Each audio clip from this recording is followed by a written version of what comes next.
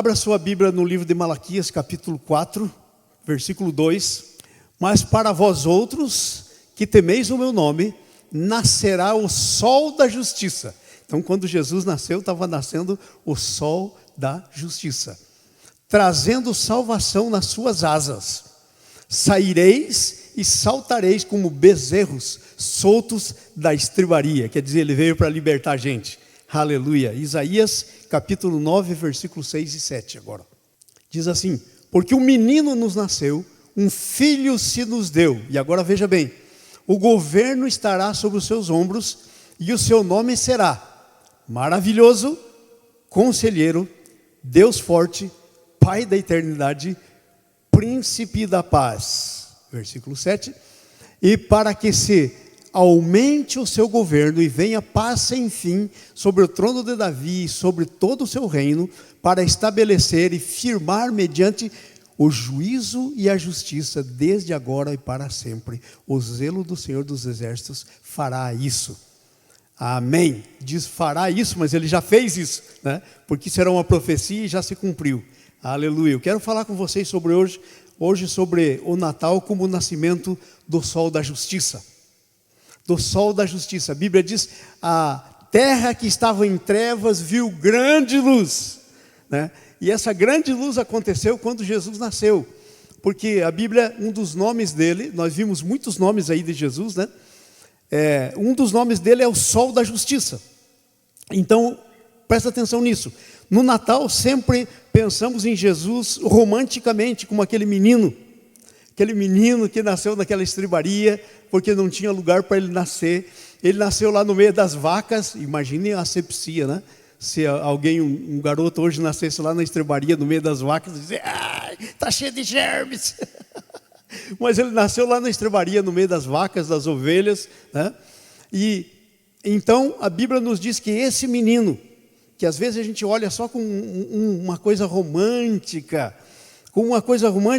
nós esquecemos que ele veio com um propósito.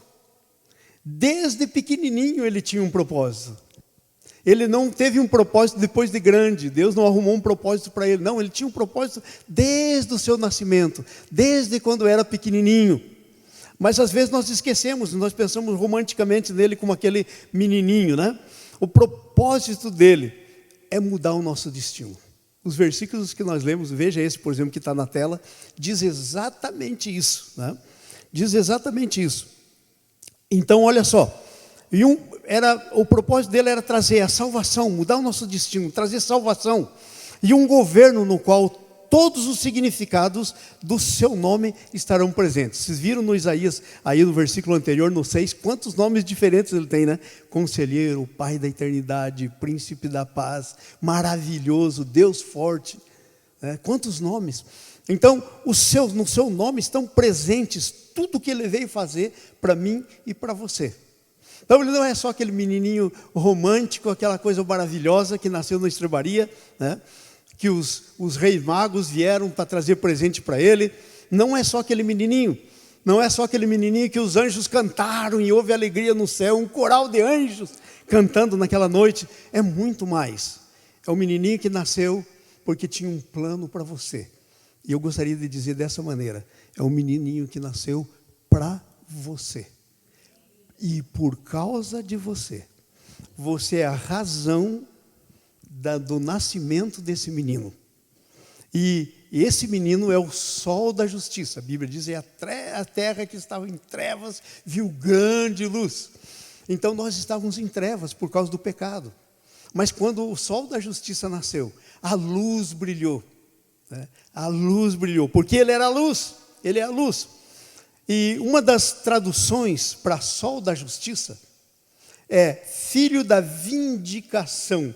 Vindicação parece um palavrão meio complicado, né? Vindicação. Deixa eu explicar para vocês o que quer dizer. Essa é uma outra tradução para sol da justiça. A tradução é filho da vindicação. Filho da vindicação, numa outra tradução, que quer dizer o seguinte: significa que ele veio para exigir a restituição do que lhe pertence. Isso que quer dizer filho da vindicação. Vindicar é requerer aquilo que te pertence por direito.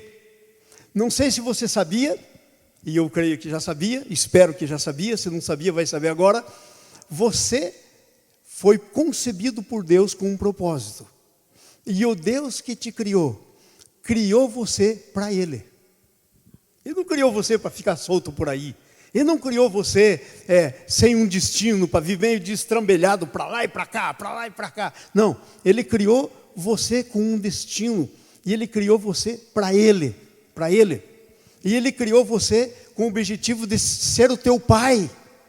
Então, quando Jesus nasceu, Ele veio para fazer essa vindicação. Ele veio para recuperar tudo aquilo que Deus queria quando criou você. E que por causa do pecado do Adão e Eva, isso tudo se perdeu. Quando você e eu nascemos da nossa mãe e do nosso pai, a Bíblia diz que nós nascemos mortos nos nossos delitos e pecados. Espiritualmente mortos nos nossos delitos e pecados. Então veja bem, quando nós olhamos para a terra, se a gente pensar bem nisso, nós vemos dois tipos de pessoas andando. E não é por acaso que o cinema está explorando isso, né? Os zumbis, que são os mortos andantes. Então há dois tipos de pessoas hoje na terra. As pessoas que não têm a vida espiritual de Jesus, que são os mortos, mas que estão andando, são mortos andando igual os zumbis por aí, né? E há outro tipo de pessoas que são as pessoas que nasceram de novo, que são os filhos de Deus, que são aquelas pessoas que estão espiritualmente vivas, que é você, que sou eu, glória a Deus, que é tanta gente na face dessa terra, em que se cumpriu o propósito para o qual o Filho da vindicação veio fazer. Ele veio para exigir, ele não veio pedir, ele veio exigir. A Bíblia diz lá em Apocalipse 1, que ele tirou as chaves da mão do diabo. Sabia que o diabo tinha chaves na mão dele, chaves das correntes que nos acorrentavam. Quando Jesus veio, ele tirou as chaves da mão do diabo. Então o que quer dizer? Ele não veio para pedir, por favor, solta os que são meus. Ele veio para exigir, exigir com poder, um poder que nada podia dizer não, que nada podia se levantar e impedir o que ele queria. Ele tinha todo o poder. Ele disse, todo o poder me foi dado no céu e na terra. Então com esse poder, ele vindicou você. Ele requereu você de volta. Ele rebuscou você. Ele pegou você de volta para o propósito que Deus tinha para você. Então olha só, não é à toa que quando nós lemos Lucas 12, capítulo 2, versículo 8 a 12, nós vemos lá a história do nascimento de Jesus, quando os anjos vieram, e diz que apareceu assim, de repente uma multidão de anjos, porque os anjos a gente não vê, né? Mas naquela hora eles se revelaram, eles apareceram, e sabe o que aconteceu? Eles cantavam, glória a Deus nas alturas e paz na terra aos homens que Ele quer bem. Falava de você, era uma profecia sobre você, amém? Paz para você, porque Ele é o príncipe da paz, estava nascendo ali. Entende? Então os anjos, o céu se tornou um lugar de alegria quando nasceu o nosso vindicador. Por quê? Porque por um tempo o céu estava em silêncio, por causa da desobediência, por causa do pecado. Porque Deus, sabe qual é o propósito de Deus? Se tivesse que resumir numa frase, dissesse assim, qual é o propósito de Deus? A gente podia resumir lá em Romanos capítulo 8, versículo 29 por lá, a gente podia dizer assim, o propósito de Deus é construir uma grande família de muitos filhos à semelhança do seu filho Jesus. E agora você que nasceu de novo, você tem a Jesus morando em você, você tem o DNA do Pai. O DNA, filho é aquele que traz o DNA. Você não tinha, era só uma criatura. Mas agora você foi feito filho. Então houve uma alegria no céu, porque aquele plano do céu se cumpriu. Quando Jesus nasceu, ele se cumpriu. O reino de Deus veio sobre a terra. E a terra que estava em trevas viu grande luz, resplandeceu grande luz. Então por isso que o céu ficou em alegria. Houve uma grande alegria no céu. Mas por outro lado, quando o filho da vindicação nasceu, não só houve alegria no céu e na terra. A Bíblia diz que então os anjos apareceram para aqueles pastores que estavam trabalhando lá de noite, cuidando dos rebanhos, e disseram: olha, nasceu aí. E eles foram correndo para ver o menino. Eles chegaram e encontraram o menino. E logo depois vêm os magos, aqueles 3 reis que saíram do Oriente e que vieram até lá e entregam os presentes para ele. Então o céu e a terra se alegraram e reconheceram a vinda dele. Mas teve outro problema sério. Não só o céu e a terra se alegrou com o nascimento de Jesus naquele dia, naquela estrebaria, mas houve uma resistência do inferno na terra. Houve uma resistência. O inferno se levantou, mas ele se levantou para perder, porque ele já estava vencido. Amém? Porque esse Jesus que nasceu, esse menino, ele é o vencedor. Amém? Então é por isso que quando nós lemos lá em Mateus capítulo 2, versículo 1 a 3, nós vemos que quando Jesus nasceu, veja o que diz: tendo Jesus nascido em Belém da Judéia, em dias do rei Herodes, eis que vieram os magos do Oriente a Jerusalém, vai para frente 2, e perguntavam: onde está o recém-nascido rei dos judeus? Ora, o rei dos judeus era o Herodes, porque vimos a sua estrela no Oriente. E agora, preste atenção nisso aí, ó. E viemos para adorá-lo. Tendo ouvido isso, alarmou-se. Diga comigo, alarmou-se o rei Herodes, e com ele toda Jerusalém. Então ficaram alarmados. Por quê? Porque Herodes pensava que o filho dele ia ser o sucessor, mas agora estão dizendo que nasceu um rei que vai ser até adorado, e que ele é o rei dos judeus. Então ele ficou alarmado, ele e toda Jerusalém, e não só Herodes, mas o diabo. E porque o Herodes não estava de acordo com as coisas de Deus, sabe o que acontece? Ele se tornou instrumento do diabo. E aí então ele chama os reis magos e diz assim para eles: escuta, vai lá, vejam bem, verifica direitinho esse negócio, que eu também quero ir adorá-lo. Ele queria era nada, era mentira, era uma trapaça, ele queria matar o menino. Então os magos foram, viram, adoraram, deram os presentes, e Deus falou: ó, não volta lá não, que aquele é meu inimigo, vocês vão para outro lugar. E aí se passa um tempo, e o rei Herodes esperando, e nada dos magos voltarem. Ele falou: esses camaradas me traíram, eles voltaram embora por outro lugar. E era verdade, Deus tinha dito para voltar por outro lugar. Aí sabe o que o rei Herodes fez? Mandou matar todos os meninos de 2 anos para baixo. Matou todos os meninos. Veja como o inferno se levantou. Mas ele não pôde matar Jesus, sabe por quê? Porque um anjo veio e disse para Maria: sai daqui e vai para o Egito. E eles saíram e foram para o Egito. E quando Herodes então faz aquele decreto para matar todos os meninos, Jesus não estava mais ali. Sabe por quê? Porque ninguém pode frustrar os planos de Deus para a sua vida. Porque se esse menino morresse de uma outra maneira, que não fosse a cruz, não tinha salvação para você e para mim. Ele não podia ser morto pelo Herodes, ele não podia, nada disso acontecer. Até que ele morresse na cruz, levando o meu pecado e o teu pecado, para que a gente nascesse de novo. Então veja só, esse menino tinha um propósito. E era um propósito terrível para ele, né?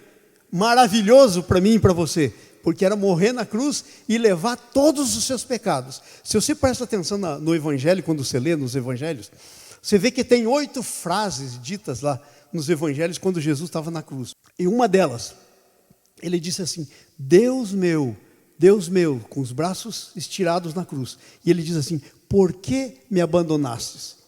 Ele não diz pai, ele sempre dizia pai. Mas agora ele diz Deus meu. Por quê? Porque o pai tinha se retirado dali. Não estava mais com ele, ali naquele lugar. Por que me desamparaste? Sabe por que fez? Porque o meu pecado e o teu pecado estava caindo sobre ele. Daí sabe o que aconteceu? A Bíblia diz que quando ele estava aí morrendo, se fez trevas sobre toda a face da terra. Se fez trevas, porque parecia que Satanás estava ganhando, mas ele não sabia que o plano de Deus incluía a morte do seu único filho por mim e por você. E que ele iria ressuscitar. E sabe, ele falou isso por mim e por você. Porque o inferno se levantou. E ao invés do inferno pegar você e pegar a mim, que éramos os devedores, que era o que o inferno tinha direito, ele caiu sobre o Filho de Deus. Só que havia uma coisa diferente entre você e o Filho de Deus. Sabe o que é? Nós tínhamos pecado, nós nascemos em pecado. Nós nascemos com uma natureza pecaminosa. Jesus foi gerado pelo Espírito Santo no ventre de Maria, ele nasceu sem pecado. Então, porque ele nasceu sem pecado e ele levou sobre si o meu pecado e o teu pecado, Deus o ressuscitou. A Bíblia diz, pelo que também Deus o ressuscitou e lhe deu um nome, está escrito lá em Filipenses 2, lhe deu um nome que está acima de todo nome, para que todo nome se dobre e confesse que Jesus é o Senhor no céu e na terra. Olha esse menino onde foi parar. Olha que coisa tremenda que nasceu, quando nasceu esse menino, que aconteceu para você e para mim. Então o céu celebrou, mas o inferno se levantou. Agora você já pensou se esse menino não nasce? E esse inferno aí se levantando contra você e contra mim? Qual seria a nossa chance? Zero. Zero. E esse foi o grande plano de Deus, e é a expressão do amor de Deus por você e por mim. Jesus é a encarnação do amor de Deus. Diga comigo, todos juntos. Jesus é a encarnação do amor de Deus. Que coisa tremenda essa! Ele é a encarnação do amor de Deus. Amor por quem? Por você e por mim.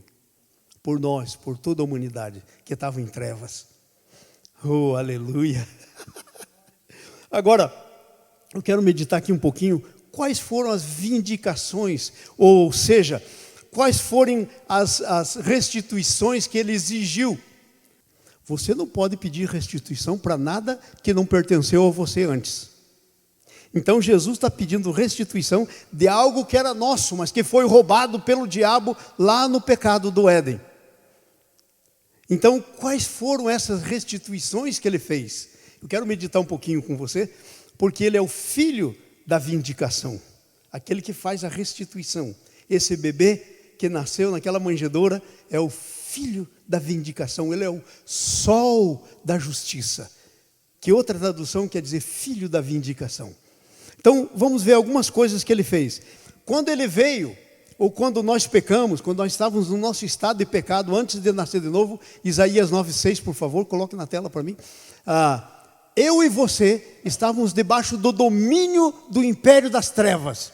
A Bíblia diz aí, nas cartas, que ele nos resgatou do império das trevas e nos levou para o império da luz, para o império do Filho do seu amor. Porque um menino nos nasceu, um filho se nos deu, o governo está sobre os seus ombros.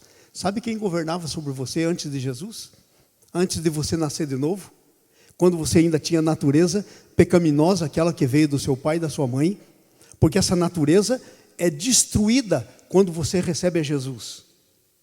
Quando você nasce de novo, não é possível mais, e deixa eu só dizer isso para vocês. Não está aqui no meu script aqui, né? Mas eu creio que é Deus falando com você. Tem muita gente que tem uma visão errada das coisas no cristianismo. Tem muita gente que pensa que sim, por causa de Jesus, eu recebi a Jesus, nasci de novo, sou filho de Deus. E pensa que a gente pode ser filho de Deus e filho do diabo ao mesmo tempo, ter duas naturezas. A natureza que você recebeu da sua mãe e do seu pai era a natureza de filho do diabo, era uma natureza que Adão e Eva receberam do diabo quando obedeceram ele lá no jardim do Éden. Então agora Jesus veio, e ele veio para destruir as obras do diabo. Está escrito lá em 1 João, que para isso se manifestou o Filho do Homem, para destruir as obras do diabo. Então ele veio para destruir essas obras. E quando ele destruiu essas obras, e a gente nasceu de novo, nós ganhamos uma nova natureza. Por favor, coloca segundo Pedro, capítulo 1, versículo 4, se não me engano.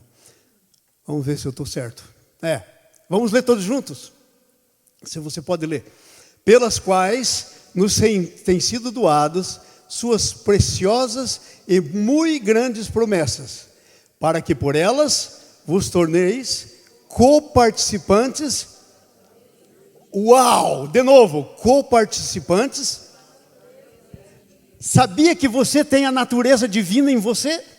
Que é a natureza de filho de Deus, que é a natureza de Jesus em você quando você nasceu de novo.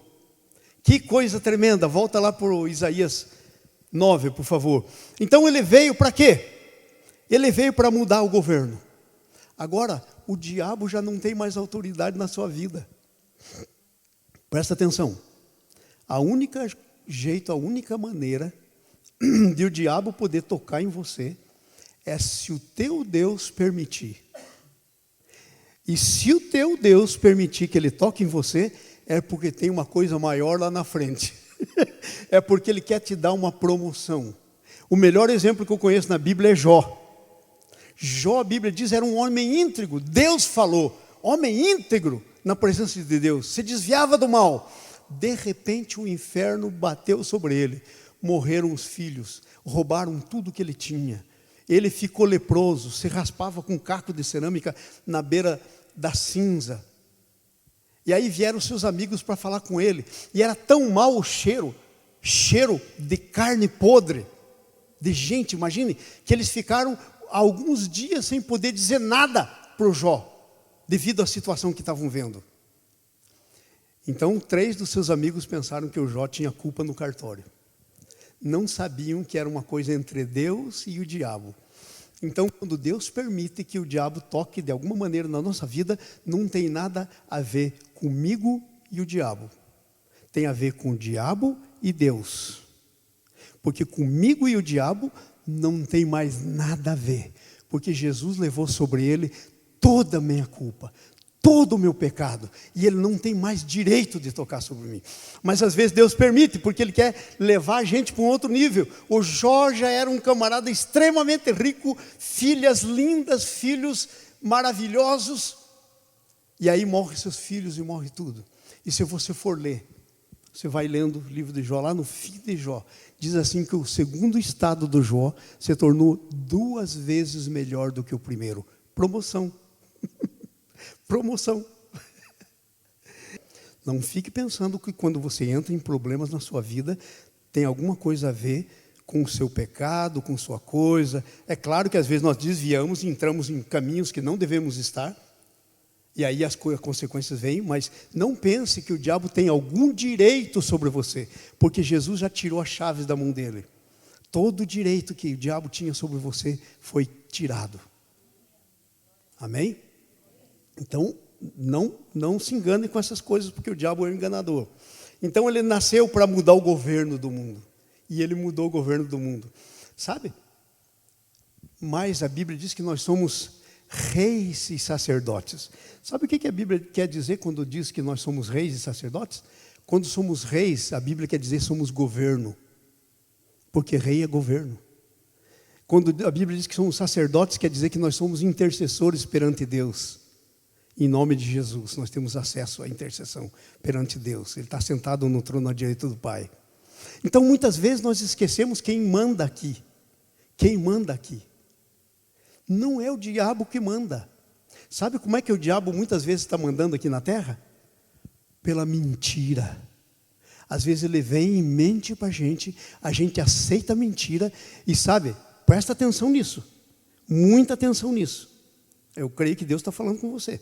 Quando a gente aceita a mentira de Deus, a gente entra em acordo com o diabo. Aliás, a mentira do diabo na nossa vida, que não é de Deus, a gente entra em acordo com o diabo para que ele faça o que ele está mentindo.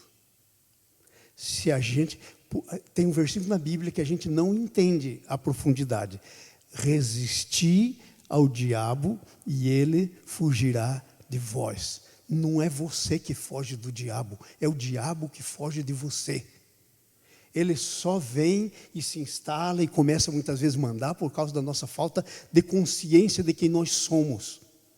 Esse menino veio para nos colocar num lugar específico. de governo. Ele tem o governo sobre a minha vida. Ninguém toca. E eu, no nome dele, sou governo. Então eu tenho que tomar cuidado, nós temos que tomar cuidado com o que nós aceitamos. Porque quem manda aqui não é mais o diabo, é Jesus. Houve troca de governo. E agora sabe quem que é o encarregado de chegar lá e bater na mão do diabo assim, solta! Eu e você. Somos nós. Somos nós. Amém? E a gente pode fazer isso. Se você nunca fez isso, eu fiz isso já muitas vezes. Muitas vezes.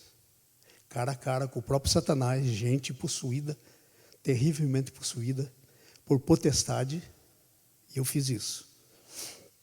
Eu disse, solta, e tem que soltar. Não é talvez solte, é solta e solta mesmo, porque não tem mais direito. É uma questão de autoridade no reino. Amém? Então ele veio para mudar de governo.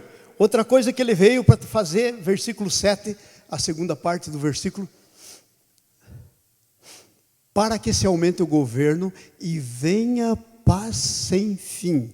Diga comigo, venha paz sem fim. Sob o trono de Davi, seu reino, que sou eu e você.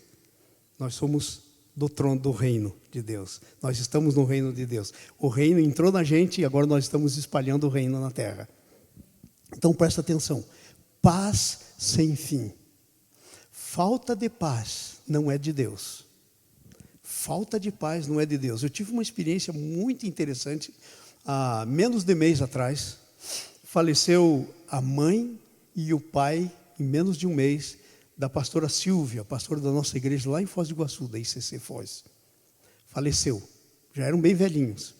A mãe dela olhava para a filha e dizia assim, filha, por favor, não fique fazendo oração aqui para mim ficar.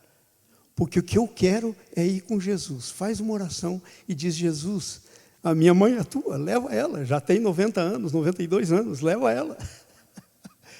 Ela dizia isso. Agora, o que você acha que tem que ter alguém no coração para dizer um negócio desse? Paz sem fim. Não diz aí? Paz sem fim. Diga comigo, paz sem fim. Jesus disse, deixa a paz, eu vou lá dou. Não como o mundo a dá. A paz do mundo é circunstancial. Mas a de Jesus não é circunstancial. Qualquer circunstância pode ter pai. Aí, ela faleceu, enterraram. O pai dela, caiu no hospital, 93 para 94 anos. Bem velhinho já. E aí, ele chamou ela e disse assim, ó, não quero que orem por mim para eu ficar aqui. Já fiquei bastante, já fiz tudo que eu tinha que fazer aqui. Levei muita gente para Jesus, agora é minha hora de eu ir com Jesus. Se vocês forem fazer oração, orem para Jesus me levar. Jesus da glória. Vocês estão entendendo? É uma paz sem fim. Ele veio para fazer isso.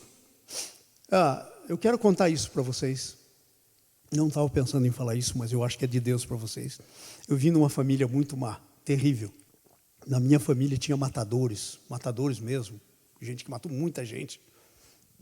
E tinha um senhor na minha família que na hora dele morrer, ele não conseguia morrer. Ele era católico. Sabe que católico, quando vai morrer, eles põem uma vela na mão, né? Para luz, simbolizando luz, para morrer em paz. Puseram a vela na mão dele dezenas de vezes. E o homem não podia morrer. E sabe por que não podia morrer? Porque não tinha Jesus. Porque quando ia morrer, ele ficava desesperado e não morria. Em contraste com alguém que tenha Jesus, diz, não orem para mim ficar aqui, por favor, já fiquei demais. Agora é a hora de eu entrar no gozo do meu Senhor. Veja a diferença. A diferença. Isso é uma história real que eu estou contando para vocês.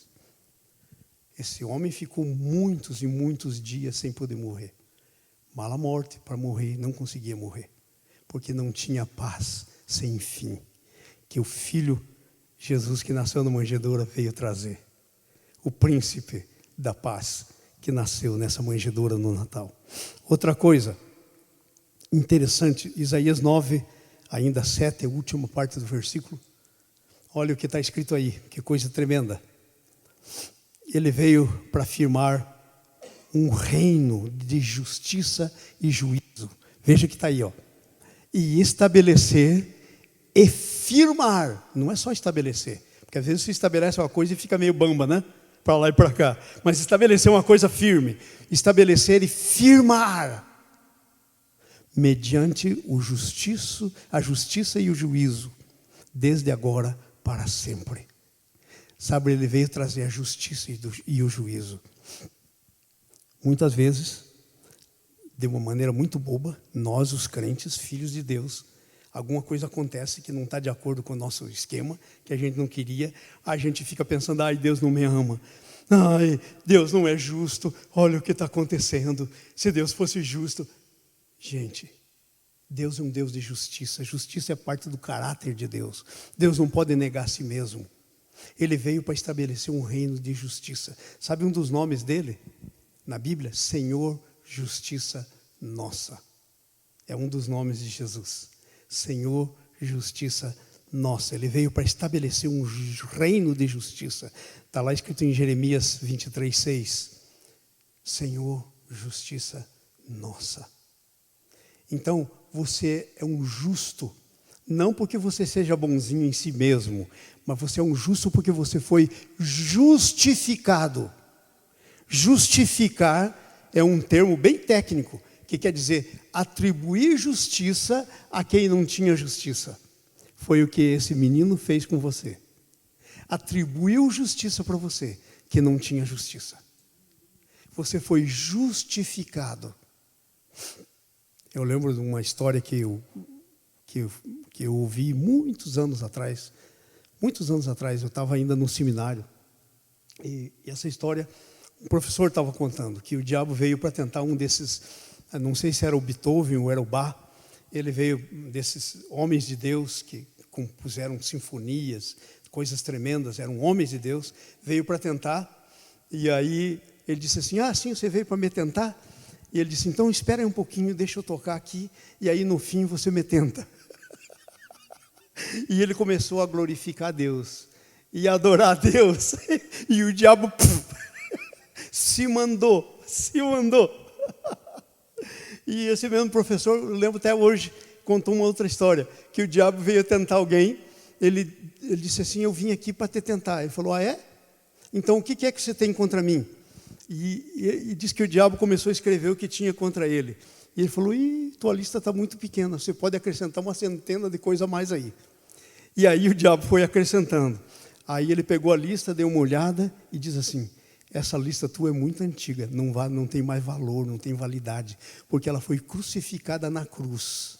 Isso aqui, nada mais vale. Tudo isso foi levado lá na cruz. É isso que aconteceu com você. É por isso que esse menino nasceu. Para fazer isso com você. Um reino de justiça sem fim. Sabe o que ele veio trazer mais para você? Uma coisa que às vezes nós não entendemos muito bem, mas que nós acabamos de orar aqui e agradecer ao Senhor pelo Lucas. E vocês estão vendo esse aqui que vos fala. Aconteceu muitas vezes na minha vida. Eu tive para morrer, mas não era o meu tempo. Ninguém morre. Quem pertence ao Senhor Jesus antes do tempo. Ok? Malaquias 4, versículo 2. Veja o que está escrito. Mas para vós outros que temeis no meu nome, nascerá o sol da justiça, fazendo o quê? Trazendo salvação nas suas asas. Trazendo salvação. Sabe qual que é uma outra palavra aí para salvação nesse texto? É cura. Salvação é uma palavra que implica tudo que Deus pode fazer na tua vida. E uma das palavras que você pode traduzir aí por salvação nas suas asas é cura. Pelas suas feridas fomos sarados. Isaías 53, lá pelo versículo 4, 5 em diante. Ok? Então ele veio para trazer cura para você. Não que você vai ficar para a semente, como nós dizemos. Vai ter um dia que você tem que se encontrar com o teu Senhor, porque você não foi feito para ficar nessa terra. Você foi feito para ficar, sabe aonde? No novo céu e na nova terra. E não foi feita para ficar com esse corpo. Não foi feito. Você foi feito para ter um corpo semelhante ao de Jesus da ressurreição. Glorificado. Não sujeito ao lugar e espaço.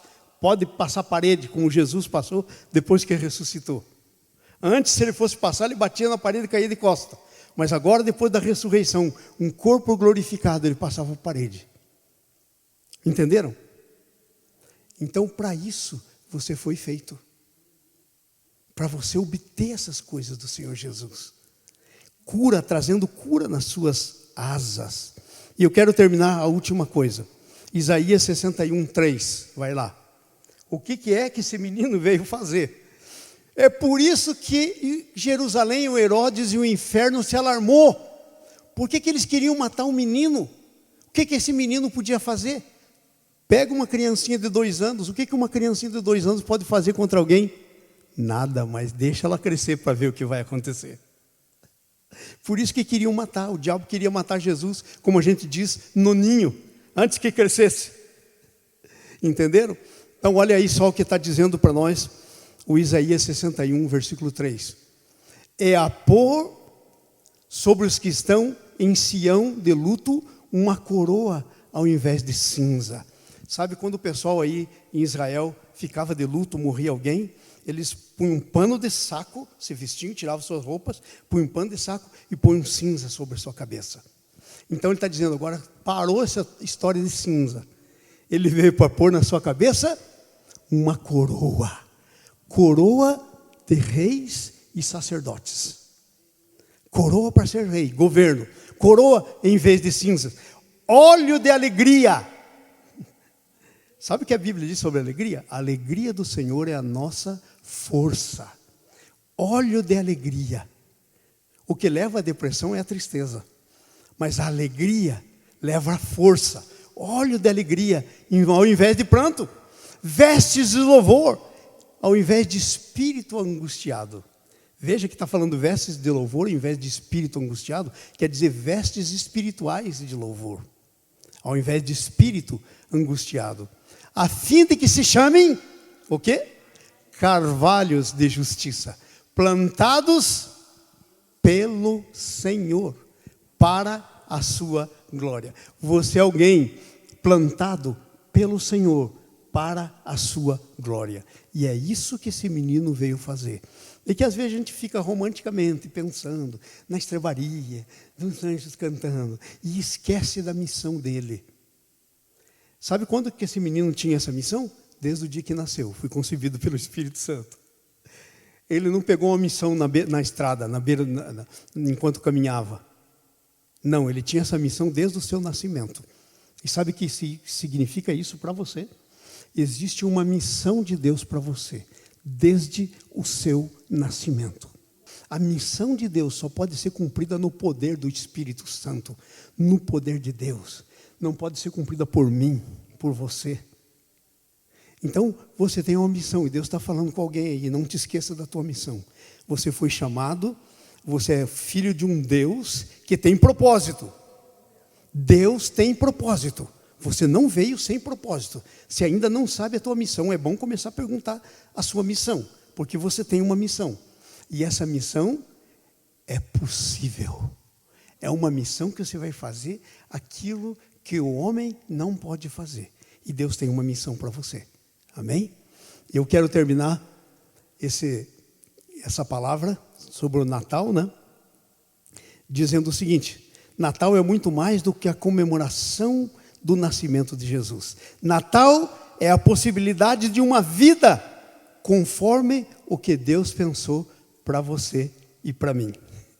Diga comigo, Natal é a possibilidade de uma vida conforme Deus pensou para mim e para você. Isso é Natal. Vamos celebrar então nesse Natal o verdadeiro sentido do Natal. E termino com essa pergunta: tenho desfrutado das bênçãos ligadas ao Natal na minha vida? Não responda para mim, tem que responder para você. A Bíblia diz que a gente tem que julgar a si mesmo. Nós não podemos julgar o outro, mas nós temos que julgar a si mesmo. O sol da justiça nasceu sobre você. O vindicador veio e já vindicou. Porque quando ele disse está consumado, lá na cruz, uma das 8 frases que ele disse na cruz, ele queria dizer não tem mais nada para ser feito. Tudo foi feito.